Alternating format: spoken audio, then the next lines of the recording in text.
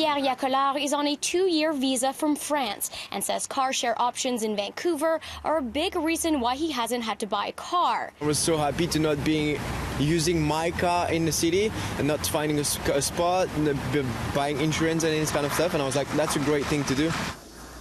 But he's one of the 200,000 Car2Go members in the Lower Mainland who will soon be locked out of the company's services. It's going to be a bummer, I guess. You select a car on the app, enter the number on the windshield, and hop in.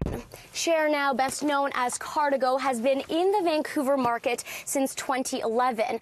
But now, after 8 years here, the company says it's leaving North America altogether. It's kind of a bummer. I mean, it's super handy for people who don't have cars. The company announced its exit Wednesday morning, saying in part that the decision was a result of a rapidly evolving competitive mobility landscape and rising operating costs. It will also stop operations in London, Brussels and Florence, while still running in 18 other European cities. It was expected because there's so many different modes of transit that now compete with that kind of situation. How often do you use Car2Go? Quite often, every few days probably. I feel like either another company has to come up or Evo has to expand pretty big.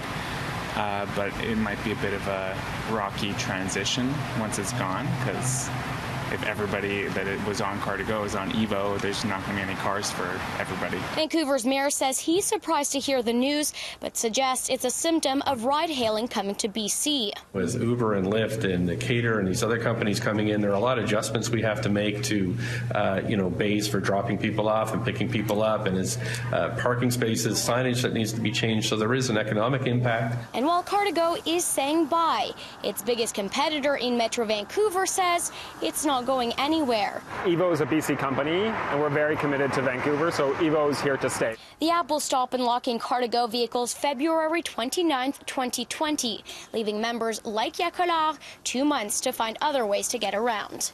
In Vancouver, Isabelle Raghem, City News.